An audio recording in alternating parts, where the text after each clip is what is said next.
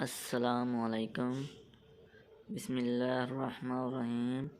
جو شخص روزانہ فجر کی نماز کے بعد اور رات کو سوتے وقت 33 مرتبہ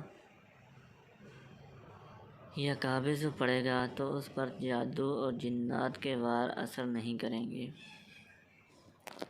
برائے مہربانی جن لوگوں نے ہمارا چینل قرآن وظیف 786 سبسکرائب نہیں کیا وہ سبسکرائب لازمی کر لیں، شکریہ۔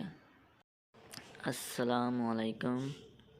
بسم اللہ الرحمن الرحیم۔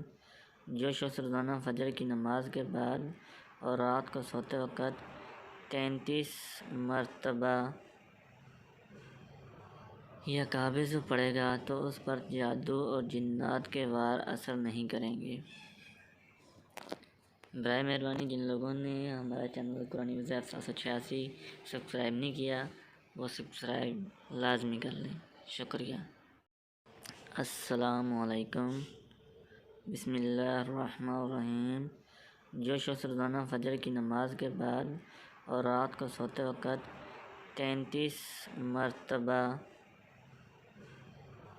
یا کعبہ سے پڑھے گا تو اس پر جادو اور جنات کے وار اثر نہیں کریں گے۔ برائے مہربانی جن لوگوں نے ہمارا چینل قرآن وظیف 786 سبسکرائب نہیں کیا وہ سبسکرائب لازمی کر لیں، شکریہ۔ السلام علیکم۔ بسم اللہ الرحمن الرحیم۔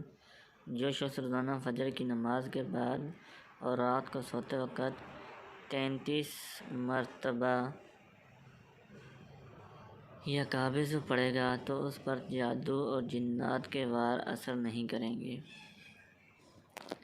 برائے مہربانی جن لوگوں نے ہمارا چینل قرآن وظیف 786 سبسکرائب نہیں کیا وہ سبسکرائب لازمی کر لیں، شکریہ۔